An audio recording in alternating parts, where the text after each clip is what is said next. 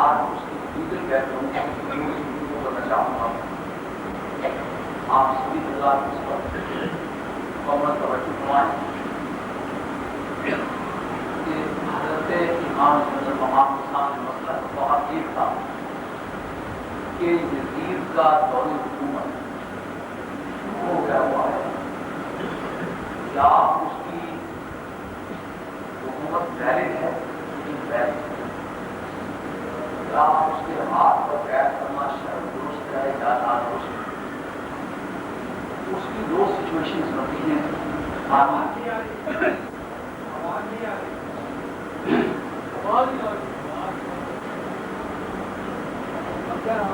نہیں آنے گئے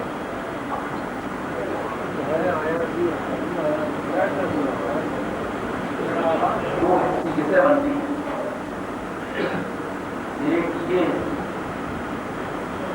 کہ حضرت امام حسین کا اس سے بیعت کرنا جائز ہے یا ناجائز ہے. اگر جائز ہے تو پھر کیوں نہیں کی, اور اگر ناجائز ہے تو اس کے دلائل کیا ہیں, اور ناجائز ہونے کی صورت میں جن لوگوں نے اس سے بیعت کی ہے ان لوگوں کا شرعی حکم کیا ہے. جو 22 لوگوں پر مشتمل ایک ملک ہے اور مسلمان اس وقت سپر پاور ہے. اکبر صلابین عن الارض اس وقت کی سیاسیات کی ورڈنگ ہے کہ پوری روئے زمین سے سب سے بڑی بادشاہ مسلمان ہونا. اب وہ خلافت سے معلوم ہو چکی ہے وہ طرز زندگی. اس رجیم کا نام آج خلافت میں تصور ہو سکتا ہے لیکن اصل میں وہ ملوکیت ہے. تو ان حالات میں جبکہ 22 صوبوں پر مشتمل وہ ملک ہے, اس میں ہزاروں نہیں ممکن ہے لاکھوں کی تعداد میں لوگوں نے اس سے بیعت کی ہو, تو ان کا شرعی حکم کیا ہے. اور امام حسین ایسے وقت میں جب جانا آپ نے پوچھے تو مکہ شریف کی ڈائریکشن بالکل مختلف ہوتی ہے. یوں سمجھ لیں کہ یہ جو میرا ہاتھ اس کونے کی طرف جا رہا ہے اس طرف کوفہ ہے, اور اس سامنے کی جو میرا اس طرف ہاتھ جا رہا ہے اس طرف مکہ شریف. جس آدمی نے یہاں سے 1200 میل کے 9 گز دوری پر جانا ہے وہ آدمی اپنے مخالف ڈائریکشن پر جاتا ہے. ان کو جب آپ قانون کی نظروں میں ایویلویٹ کرتے ہو یہ پالیسی بنے گی. سب سے پہلی بات کہ حکومت ویلڈ ہے یا انویلڈ, جائز ہے یا ناجائز.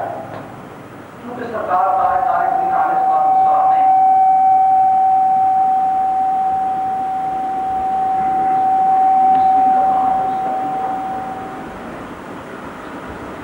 ہاں تو شریعت نقطۂ نگاہ سے شریعت اور اسلام کے نقطۂ نگاہ سے یہ کہ ملوکیت کا سسٹم کیا اسلام میں جائز ہے. کوئی آدمی جاننے والے جو آتے ہیں دھیان سے سنیں. آج زمین کچھ خراب ہے, بہت دنوں سے میں سو نہیں سکا, اس لیے تقریب میں وہ آدمی نہیں جو بھارت ہوا کر کے باہر اس کے لیگل پوائنٹ ڈسکس کر رہتا ہوں. بازار ممکن ہے وہ خشک سے نظر آئے لیکن ہے بڑے قیمتی. سب سے پہلی بات کہ یزید کی حکومت امپوزبل ہے یا ویلڈ ہے یا انویلڈ, ناقل ہے یا اللہ, جائز ہے یا ناجائز. اسلام کہتا ہے کہ لا ملوکیت بالاسلام, اسلام میں ملوکیت شرع درستی ہے. جو اسلام کے ہونے کے دعوے دار ہیں اور سسٹم کا ملوکیت ہے اصل میں عملاً وہ اسلام کی مخالفت کر رہے ہیں.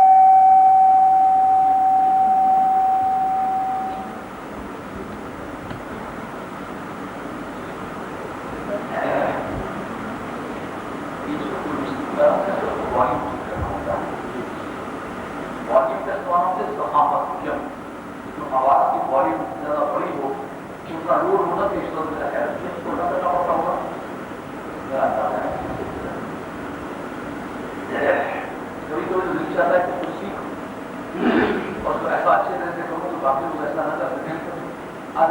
تقسیم ہو جاتی ہے۔ سب سے پہلی بات لا ملوکیت اب اسلام، اسلام میں ملوکیت کا سسٹم جو ہے یہ بذات خود اللہ۔ اگر یہ بات ممکن ہوتی تو سرکار تاجدار مدینہ علیہ السلام دنیا سے جاتے وقت اپنے خاندان کو اقتدار کا وارث بنا کے چھوڑ جاتے۔ اگر نبی پاک علیہ السلام نے اپنی ڈسکریشنری پاور استعمال نہیں کیا تو پھر کسی دوسرے کو استعمال کرنے کا کیا اور ملوکیت کی آپ تاریخ سمجھ لیں کہ جس وقت کوئی پاور آف ساورنٹی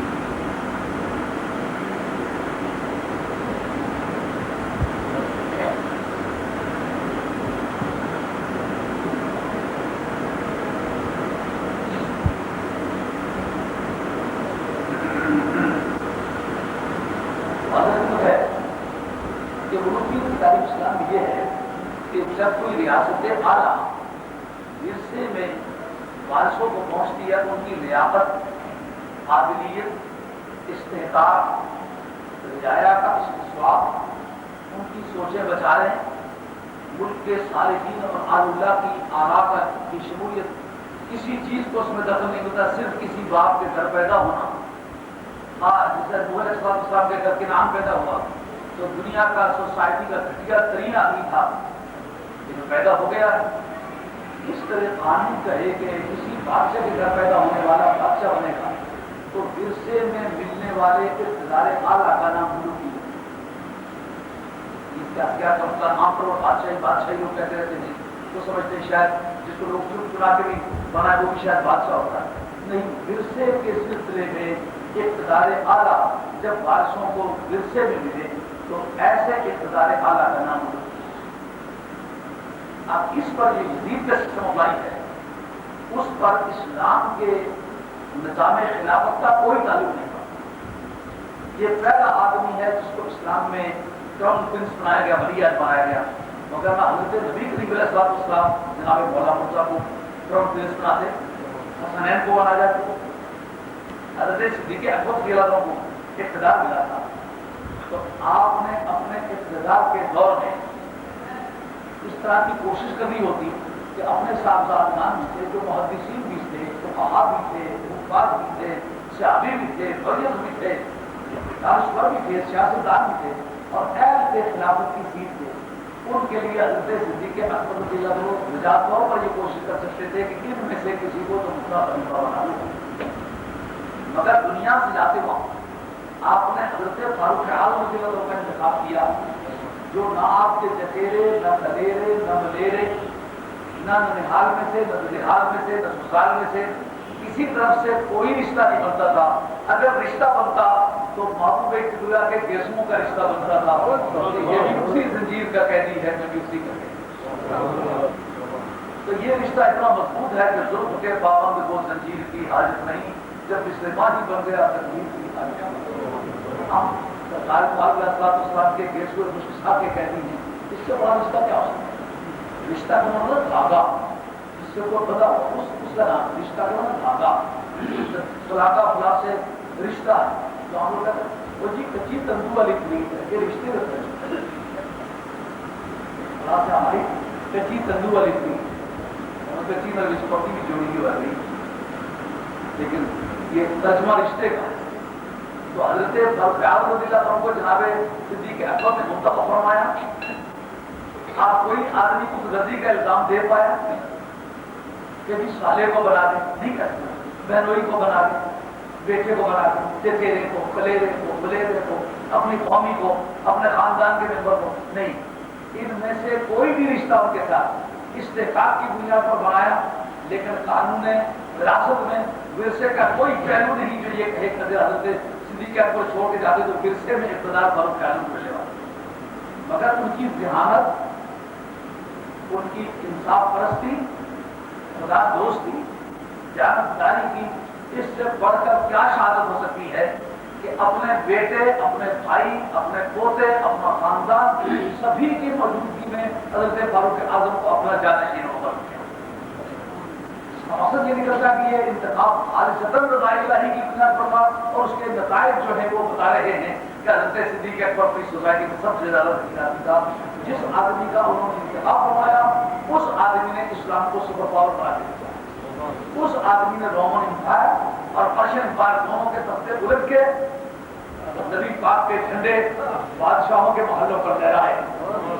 جو سرکار کو علیہ السلام کی بخاری شریف کے اندر حدیث ہے، اس کو امام قسطلانی نے بحر الدنیا کے اندر نقل کیا ہے، امام قاضی ایاز احمد نے کتاب الشفا کے اندر نقل کیا ہے۔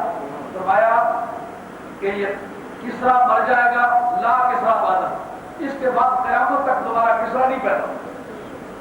کہا کہ اب کیسر مر جائے گا، لا کیسر بعد ہوں، اس کے بعد قیامت تک کیسر کوئی نہیں پیدا ہوگا۔ یہ سرکار نے دونوں بڑی طاقتوں کے تختے الٹ دیے جانے کی جو اطلاع اپنے ریڈیو اسٹیشن سے براڈ کاسٹ فرمائی، اس کی تعبیر حضرت فاروق اعظم۔ رومنوں کی طاقت اس موقع پر ٹوٹ کے پھر رومنوں کو عالمی سطح پر گریٹ پاور بننے کا موقع نہیں۔ ایرانیوں کی وہ طاقت ٹوٹنے کے بعد دوبارہ ایرانیوں کو آتش پرست ہونے کی بنیاد پر گریٹ پاور بننے کا موقع کبھی نہیں مل سکا۔ پھر اسلامی گریٹ پاور تھا، گریٹ پاور تو کیا سپر پاور بن گیا۔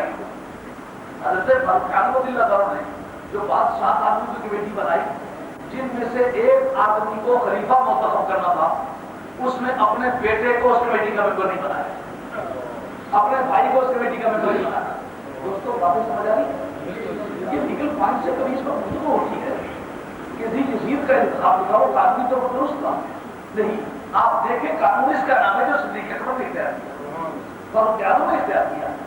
ان کے صاحبزادے موجود ہیں جو صحابی بھی ہیں، حافظ بھی ہیں، محدث بھی ہیں، چوٹی کے دانشور بھی ہیں، مفسر بھی ہیں، اور حضرت عبداللہ بن عمر وہ آدمی ہے کہ حضرت ابو ہریرہ کے بعد سب سے زیادہ جس کی حدیثیں روایت ہوئی ہیں وہ حضرت عبداللہ بن عمر ہے۔ اس کی موجودگی میں اس کو ممبر نہیں بنایا، جو کمیٹی بنائی کہ ان میں سے ایک آدمی کو آپ نے خلیفہ مقرر کرنا۔ اس کمیٹی کے ممبران میں اپنے بیٹے کو نہیں رکھا، جس کا مقصد یہ تھا کہ یہ جو کمیٹی بنا رہا ہوں میری امپارشیلٹی، انصاف پرستی، خدا پرستی، انصاف دوستی پر کیا شہادت ہوگی؟ نہ اپنا پوتا، نہ بیٹا، نہ بھتیجا، نہ بھائی، یہ سب لوگ اہل تھے، اہلیت رکھتے تھے، ان میں سے کسی کو نہیں بنایا۔ جس کا مقصد یہ تھا کہ اقتدار کو کسی بہانے اپنے خاندان کی طرف اس کا رخ کرنا، یہ خدا پرستی نہیں۔ ان میں سے حضرت عثمان غنی رضی اللہ عنہ کو خلیفہ بنایا گیا۔ بعد میں صاحب مولا مرتضیٰ کی باری ہے، حضرت عثمان غنی رضی اللہ عنہ کو شہید کر دیا گیا اور ایک ہڑپوں مچ گیا، ایک افراتفری مچ گئی۔ لیکن حضرت مولا مرتضیٰ کو جب تک مسلمانوں کی اکثریت نے اپنا خلیفہ مقرر نہیں فرمایا کیا، اس وقت تک آپ اس اقتدار کو نہیں سنبھالا۔ اب جس وقت آپ کو خنجر مارا گیا، آپ اب لبے گور ہیں، دمے واپسی ہیں۔ انہوں نے کہا کہ آپ اپنے صاحبزادگان میں سے کسی کو اپنا جانشین بنا جائے۔ آج سرکار نے جانشین بنایا تھا اپنا؟ نہیں بنایا۔ حضرت صدیق اکبر نے اپنے اقرباء سے کسی کو اپنا جانشین بنایا تھا؟ نہیں۔ حضرت فاروق اعظم نے اپنے اولاد میں سے کسی کو اپنا جانشین بنایا تھا؟ نہیں بنایا۔ حضرت عثمان غنی کی شہادت کے آثار جب نظر آ رہے تھے تو وہ بھی اپنے خاندان کے کسی آدمی کو اپنا جانشین بنا سکتے تھے، بنایا تھا۔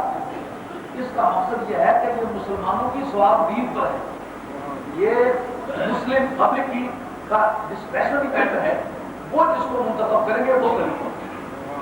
حضرت امام حسن کو جب مسلمانوں کی بھاری اکثریت نے خلیفہ بنایا تو 6 مہینے ان کی خلافت پہلے تصدیق کی گئی، آپ کو خلافت کے دستبردار ہوئے۔ لیکن یزید کو کسی ثواب دید کی بنیاد پر نہیں بلکہ محض اپنے خاندانی جذبے کی بنیاد پر جانشین بنایا گیا، اور جانشین بنانے کے بعد پھر حضرت امام نے اکرہ الناس علی بیعتہ، لوگوں کو مار مار کے اس کی بیعت کرائی۔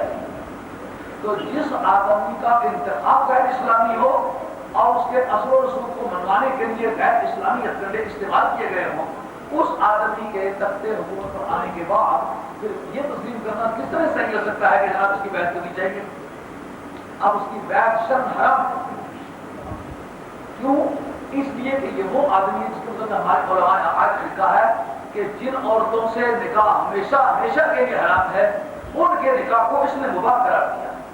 اور ہمارے اسلامی لا کی رولنگ ہے والکفر باستحلال الحرام، کوئی شخص حرام کام کرے تو کام حرام ہے مگر کرنے والا گنہگار ہے، لیکن جس وقت کسی حرام کام کو حلال سمجھ لے خواہ کرے یا نہ کرے وہ کافر ہے. اس آدمی نے اس حرام کام کی داغ پھیر ڈالی اور مسلمانوں کے سامنے اسلام کا جو اصل سیکشن تھا اس کو ڈسفگر کر دیا، اصل جو بناوٹ تھی اسلام کی اس کا نقشہ ہی سے بدل دیا. اسی کے زمانے میں جو گورنمنٹ سسٹم جو شراب کا ہوا ہے یہ اس کے زمانے میں جاری. یہ بعض لوگ جو ہیں ان کے لیے اس کی ضرورت ہے، اس کے بغیر وقت نہیں گزار سکتے، بیمار ہو جاتے ہیں شفا کے طور پر. عالم علم لا شفا بالحرام، حرام چیز میں شفا ہوتی نہیں. لا دوا بالحرام، حرام چیز کے ساتھ شراب میں دوا کا سسٹم ہی نہیں. اللہ نے حرام چیز میں شفا رکھی. اگر بوڑھا گندگی کھا لے تو اس کی زندگی بچ جائے تو یہ بوڑھا ہونے کی نشانی ہوگی، زندگی کے خراب ہونے کی دلیل نہیں ہوگی. بات بڑے بڑی نہیں پڑی گی. اگر ایک بوڑھا گوبر کھا کے زندہ رہ جاتا ہے تو یہ اس کے بوڑھا ہونے کی شہادت ہے. یہ اس بات کی شہادت نہیں کہ گوبر بھی ایک قسم کی خوراک ہے، یہ کھانی چاہیے. اگر کسی آدمی کو حرام کے ذریعے سے شفا ہے تو اس کے بوڑھا ہونے کی نشانی ہے، وہ حرام چیز کے شفا بخش ہونے کی، اس میں پھر بھی بھائی کی تصدیق کرنا کہ اس میں شفا کے اثرات ہیں، یہ اسلامی عقیدہ ہے. باہر کو مباح قرار دینا اور حرام چیزوں کو حلال ہونے کا پرمٹ دینا اور مجبوری کو عذر تسلیم کرنا جبکہ شرع کوئی مجبوری نہیں ہے. جب اس کی بیعت حرام تھی تو جن لوگوں نے کی ان کا کیا ہوتا ہے، اس کے بارے میں شرع کے دو اصول ہیں، ایک رخصت ایک تحریم. جن کے ساتھ جن کو اس کے ساتھ جھگڑا کر دیں اس کے ساتھ مقابلہ کرنے کی قوت نہ تھی، اگر موقع جان سے انہوں نے اس سے بیعت کی ہے تو یہ رخصت. اس کا نام ہے کہ جس وقت کسی آدمی کی جان بن جائے تو اپنی جان بچانے کے لیے اگر وہ کوئی ایسا رخصت کا راستہ اختیار کرتا ہے تو یہ جواز کا کم سے کم جو نام ہے اس کا نام ہے رخصت. اور دوسرے کا نام ہے عزیمت. یہ رخصت مردان کی یہ ہے کہ ڈٹ جائے، قتل کو مختلف موت کو روکنے پیچھے نہ ہٹے، اس کا نام ہے عزیمت. اس پر عمل کرنے کا اختیار ہے اور اس سے نیچے گرنے کی اجازت نہیں ہے. نچلی طرف جو لائن ہے نا اس کا نام ہے رخصت، جو اوپر کی طرف لائن ہے اس کا نام ہے عزیمت. اب جب باری آئی حضرت امام جنرل مقام کی تو ان کا رخصت پر عمل کروں کہ عزیمت پر. اس وقت بیٹھ کر کے جان بچا لوں یا جو عظمت شان غیرت حیا اور مردانگی کی آخری لائن ہے اس پر چل جاؤں اور موت قبول کر لوں. تو سوچا پوری سوسائٹی مل کے سرکار کے قدم چوم رہی ہے، اس وقت میں سرکار کے کندھوں پر بیٹھا ہوا تو مرتبے میں سب سے آخری لائن پر جاؤں، جب کردار دکھانے کا وقت آ جائے تو میں سب سے نیچے چلے جاؤں؟ نہیں. اگر ادھر مولا نے مجھے عزیمت والی اشارہ عطا فرمائی ہے تو اس وقت میں عزیمت والی اشارہ کرتا ہوں. لیکن اس پر یہ الزام ہو سکتا ہے کہ حضرت امام جنت مقام نے میں اپنی من مانی بات سے فیصلہ کر لیا کہ یزید غلط ہے اور میں ٹھیک ہوں. اس کا فیصلہ کون کرے گا؟ کیونکہ اسلام کے قانون کی نظروں میں امام حسین بھی ایک شخص ہے، یزید بھی ایک شخص ہے. یہ تو پورے عالم اسلام نے اعتقادی طور پر حضرت امام حسین کو یہ بیٹ بنا لیا نا کہ پوری قوم ایک طرف ہو، امام حسین ایک طرف ہو تو امام حسین کا وزن زیادہ ہے. لیکن قانون کی نظروں میں تو یزید بھی ایک شخص ہے، امام حسین بھی ایک شخص ہے. تو آپ نے یہ سوچا کہ کیا مسلمانوں کی جو پرسنل اوپینین ہے، ذاتی آراء ہیں، میں اس کا سہارا لے کر یہیں سے یزید کے خلاف جنگ شروع کر دوں، یا کہ کوئی اپنے معاملے کو، اپنے ڈیسیجن کو، اپنے فیصلے کو لیگلائز کرنے کے لیے، قانونی شکل دینے کے لیے کوئی قانونی اقدام کروں. دیکھیں حضرت امام حسین کی حیثیت as a lower, as a politician, بطور ایک فاؤنٹین آف ہولی قرآن کا مفسر، محدث، قانون دان، دانشور، سیاست دان. آج بیان کرتے وقت ایسا لگتا ہے کہ شاید امام حسین کو بالکل نوجوان سے آدمی تھے، ابھی دنیا کا کچھ نہیں دیکھا تھا. جو 72 جنگیں مولا مرتضیٰ نے لڑی تھی اپنے ابا جان کے یا دائیں کندھے کے ساتھ یا بائیں کندھے کے ساتھ، انہیں کے تلوار پر. امام حسین ایک عقیدہ کار، ایک صاحب فقہ، جنگجو، ٹیکٹیشین، پولیٹیشین، ایک کامنٹیٹر، ایک ٹریڈیشنل تفسیر کا جاننے والا، حدیث کا جاننے والا، جو گود میں بیٹھا ہوتا تھا جو جبریل آتے تھے، اس کے سب سے قرآن کی بحث کیا ہے؟ اس سے زیادہ بہتر جانے والا کون؟ لیکن اب میں اب اس اپنے خاندانی حق کا استعمال نہیں کرتا، جو قانون کے ترازو میں بات ہوتی ہے، جو کہ میرے بعد قیامت تک مسلمان آئیں گے، کبھی یہ میری بات، میرا فیصلہ موضوع گفتگو ٹھہرے گا، اس وقت چاہیے یہ کہ میری بات قرآن اور سنت کی روشنی میں ویلڈ، لیگلائزڈ، لیگل اور جسٹیفائڈ ایسی مضبوط، منصفانہ، محققانہ، عالمانہ اور مسلمانانہ میرے بعد مسلمان یہ نہ کہیں کہ آپ نے اپنی ذاتی رائے سے ڈکٹیٹرشپ استعمال کر لی ہے، نہیں۔ اب اس کا طریقہ کیا ہو سکتا ہے؟ آپ ایسا تو سسٹم ہی جیسا کیا، آپ الیکشن ہو رہے ہیں، الیکشن کروا رہے ہیں، اور الیکشن کا تو قانونی طور پر سب چانس ہو رہا ہے، ملوکیت میں الیکشن کا چانس کیا ہو کہاں ہوتا ہے؟ جن جن ملکوں میں ملوکیت ہے وہاں الیکشن ہوتے، تو جب ملوکیت کا سسٹم شروع ہو گیا ہوا ہے تو اب کون ایسا ہو جو اس بات کا فیصلہ کرے؟ ان کا بہتر یہ ہوگا کہ اب رجب شریف ہے، اگر میں چلے جاؤں اس وقت مکہ شریف میں، اس وقت تک کا انتظار کروں جب لوگ حج کے لیے آتے ہیں، تو مسلمانوں میں پورے عالم اسلام کے جو دانشور ہوں گے، جن کی رائے پوری قوم کی رائے کے برابر مانی جائے گی، جب ان کی موجودگی میں کوئی فیصلہ ہو جائے گا کہ میں حق پر ہوں یا یزید، تو پھر فیصلہ کرنے میں نمایاں طور پر واضح طریق سے فیصلہ کرنے کا موقع مل جائے۔ کیوں میرے دوستوں بولے پڑھ رہی ہے سر، آپ اخبارات پڑھتے ہیں، ریڈیو دیکھتے ہیں، سنتے ہیں اور ٹی وی دیکھتے ہیں، یہ سب کام آپ کرتے ہیں۔ آپ دیکھ آج بھی کسی سے پوچھ رہا تھا تو بستر وغیرہ بدلنے کے ساتھ اس سے بھی کیا ہے کہ نہیں کیا ہے، تمہیں اخبار کو اور نہ میں ٹی وی دیکھوں تو لیگلی تو اسے جانا چاہیے۔ تو ایک خاتون میرے سے اس سے تعویذ کروانے آئی، بول رہا وہ تو اسی دن بدل گیا تھا، اسی دن اس نے لطیفہ لے کے دیا تھا، خاتون کہتی اسی دن اسے لطیفہ لکھ کے دیا تھا۔ لیکن میں سمجھتا ہوں کہ اگر ایک بیچاری دیہاتی خاتون کی سمجھ مجھ سے زیادہ اس بارے میں، تو آپ لوگ روزانہ یہ ساری چیزیں دیکھتے ہیں، آپ کو تو زیادہ پتا ہوگا، تو یہ باتیں آپ کی سمجھ میں آئی نہیں ہوگی نا کہ حضرت امام حسین مدینہ طیبہ کے رہنے والے تھے، جس کے پاس پاور آف سورینٹی ہے، وہ شام میں رہتا ہے، سیریا میں رہتا ہے، تو سیریا میں کیپٹل ہے۔ اب حضرت امام حسین دیار پاک مدینہ میں ہے، تو مدینہ طیبہ اس وقت کی ملوکیت نے ڈسیبل کر کے چھوڑ دیا ہوا۔ اب مدینہ طیبہ میں معمولی ایک ناظر رہتا ہے، یعنی پولیس کا بڑا افسر ہے، اور وہ بھی جن دنوں حضرت امام حسین مقام کو آزاد ہو جانا تھا، تو حضرت زبیر بن العوام جو حضور کے سگے پھوپھیزاد بھائی تھے، ان کے ایک بیٹے کو رشوت کے طور پر پولیس کا ناظر بنایا، ناظر شرطہ بنایا، یہ ایس ایس پی مدینہ طیبہ کے پورے پروونس کا، اس کو بنایا گیا ناظر، سپرنٹینڈنٹ اس کو بنایا گیا۔ مقصد اس کا کیا تھا کہ یہ نبی پاک کے خاندان کا ایک ممبر ہے، تو اس کو بنایا جائے گا تو جو ظلم و ستم یہ ان پہ کرے گا، لوگ شور نہیں بچائیں گے کہ ان کی برادری کا آدمی وہ جانے اور اس کے خاندان والے ہیں۔ اور اس اللہ کے بندے نے آل بیت کے ساتھ وہ ظلم کیے جو خود یزید نے، امام طبری نے کہا ہے کہ یہ رشوت بھی کتنی بری چیز ہے، اقتدار کی کرسی کی آرزو بھی کتنی ناپاک آرزو ہے کہ جس وقت اس پر بیٹھنے کا شوق بیدار ہو جائے، نہ حلال نظر آتا ہے نہ حرام، خود اپنے سگے بھائیوں پر اس نے وہ ظلم کیے جو دشمنوں پر نہیں کیے۔ 100 یزید ڈالے تو ایک آدمی تھا، اتنا بدترین آدمی، اس نے دیار پاک مدینہ کو ظلم کی ایک وہ اکھاڑا چندازیم بنا لیا، ظلم سے جو کرنا اس مدینہ سے نہیں ملا، میں اس کو ٹھیک کرتا ہوں، اس طرح کا بات نہیں۔ تو اس طرح مدینہ طیبہ میں نہ کوئی کیپٹل ہے، نہ کوئی زیادہ پاپولیشن ہے۔ آپ دیکھیں غالب اس کی جو حد ہے اس کے برابر اس کی پاپولیشن ہوگی آج کی تاریخ، تو آج سے 1440 کی کتنی ساری آبادی نہیں ہوگی۔ تو امام حسین رضی اللہ عنہ کی ذات پاک کو اس ریفرینڈم کے لیے، اس استصواب رائے کے لیے، مسلمانوں کی اوپینینز اور ان کی آرا کو اکٹھا کرنے کے لیے کوئی اجتماع چاہیے تھا۔ اب ان کا حج کا موقع قریب آ رہا ہے، 27 رجب کو حضرت امام حسین مدینہ طیبہ سے مراد یہ تھی کہ ہمارے حجہ تک مکہ شریف بیٹھا ہوگا، جب مسلمان اکٹھے ہو جائیں گے تو اکٹھے ہو کر اکثریت ہو جائے وہاں اور زیادہ تر دیندار لوگ اکٹھے ہوں گے، ان کا اجتماع اپنی قوم کے اجتماع کے برابر ہوگا۔ اس کی دلیل امام حسین کے پاس کیا تھی کہ وہاں جو اکٹھے ہو گئے ان کی رائے پورے عالم اسلام کی رائے کے برابر.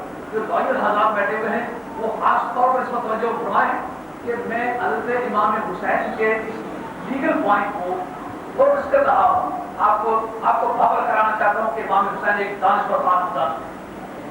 وہ ایک جذباتی 57 سال کو چھوڑیں گے آپ کے وہ شریف ہے. یہ جو میں اس عمر میں آج اس تصور کی 14 سال زندہ رہ گیا اور 58 سال ہو گیا. تو جس ایج میں ہوں اس ایج میں حضرت امام حسین تھے. تو اب اس عمر کے آدمی کو بچہ کہا جا سکتا ہے, ایک نوجوان کہا جا سکتا ہے, جو دادا بھی لگے نانا بھی لگے اس کو بچہ کہا جاتا ہے. حضرت امام حسین دادا الگ ہوئے. حضرت امام حسین اور عابدین کے ساتھ ساتھ محمد باقر حضرت امام حسین نے دیکھے. لوگ سمجھتے شاید حضرت امام حسین اور عابدین چھوٹے باپ سمجھتے نہیں, اس باپ بڑے ہوئے. حضرت امام حسن مسلح جو ہمارے دادا ان کی شادی حضرت فاطمہ کبریٰ سے حضرت امام حسین نے خود فرمائی. تو نانے بھی ہیں, دادے بھی ہیں, اور ایک بزرگ بھی ہیں, پورے ملت اسلامیہ کے مرکز نظر بھی ہیں. ایسی حالت میں ان کو یہ قوم کو پاگل کرانا ہے کہ میں اپنے جذبات کی کندی میں آ کر کسی شخص کو گنہگار نہیں قرار دینا چاہتا, برا نہیں کرنا چاہتا, مسلمانوں کی آرا کو کریکٹ کرنا چاہتا ہوں. دیکھوں کہ مسلمان کیا ہے. لیکن کیا مکہ شریف میں سارے مسلمان اکٹھے ہو جائیں گے؟ نہیں, سارے مسلمان تو نہیں اکٹھے ہو گئے. پھر یہ کہنا کس طرح صحیح ہوگا کہ سارے مسلمانوں کی رائے انہوں نے اکٹھی کر لی؟ سب سے پہلی بات جو بیوٹیفلنس کا رول ہے وہ یہ ہے کہ ایز مچ ایز پاسبل, جتنا زیادہ سے زیادہ آپ کے لیے ممکن ہے اتنا آپ بیوٹی ہو.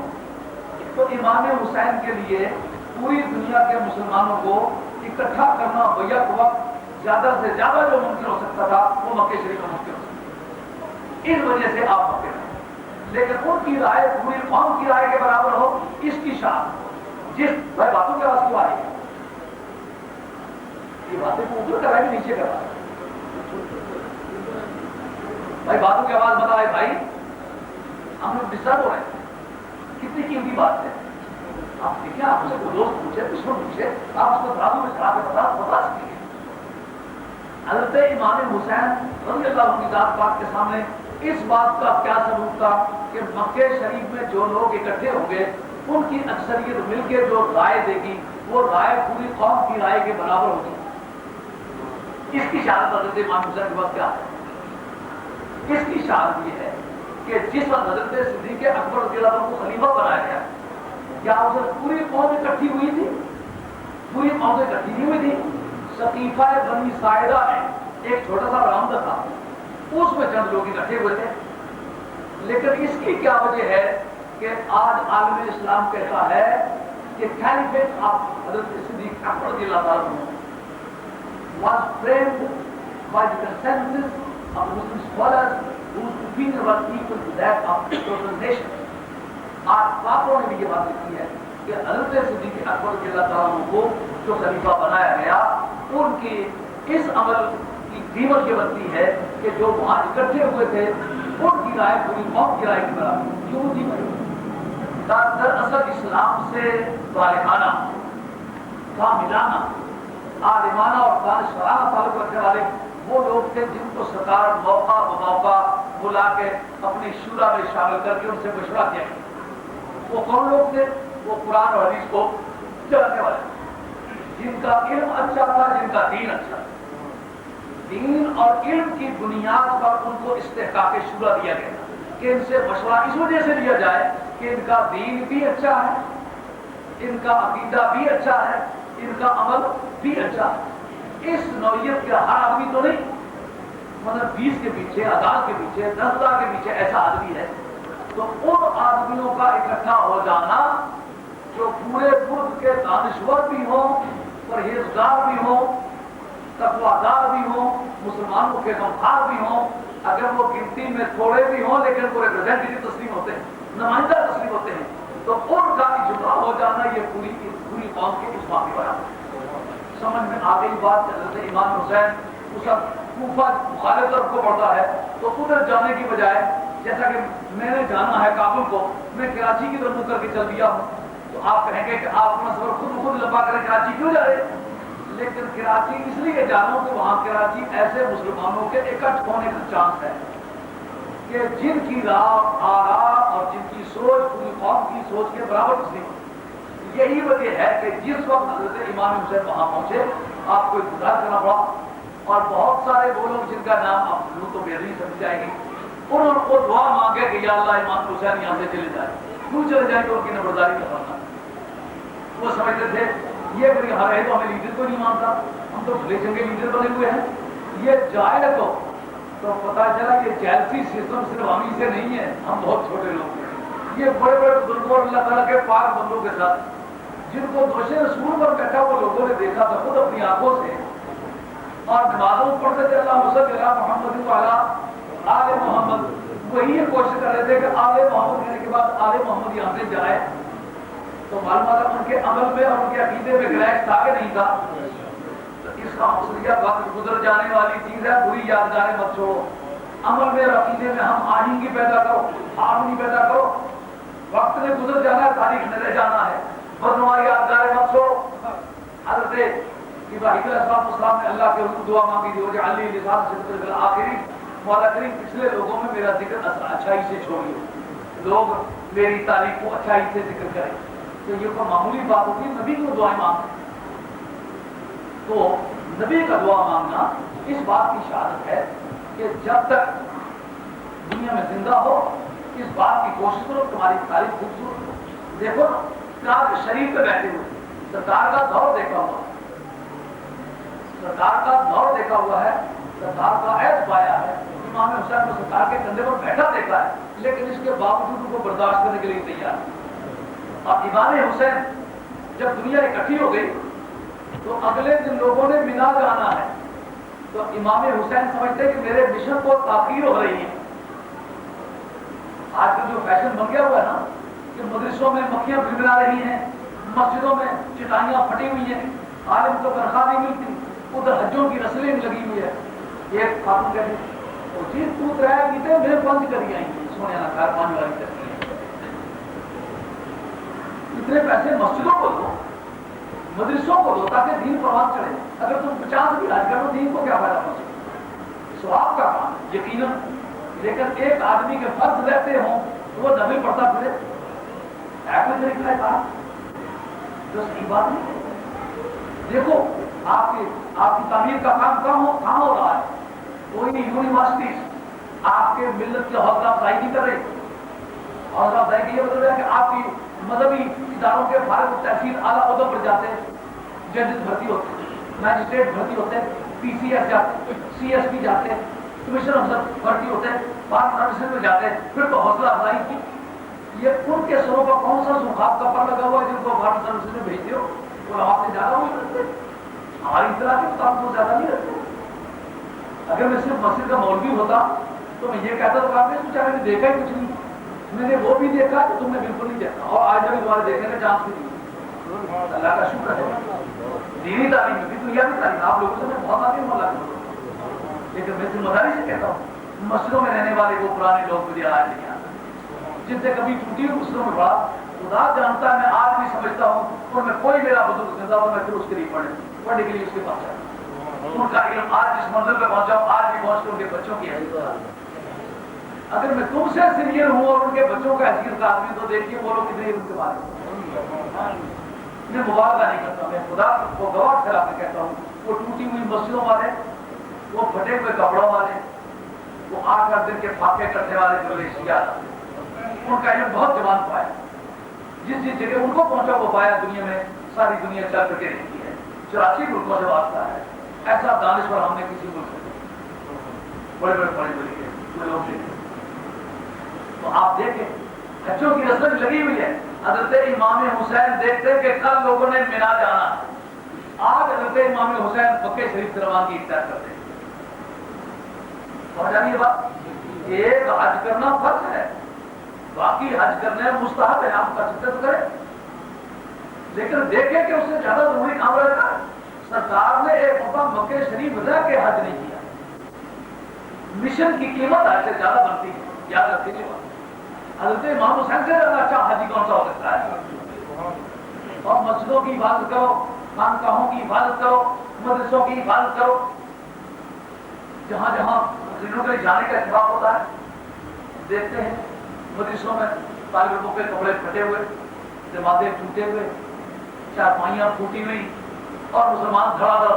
جی کتنے اللہ رکمنا ہر سال یہ جائز ہے فیشن ہی بنے.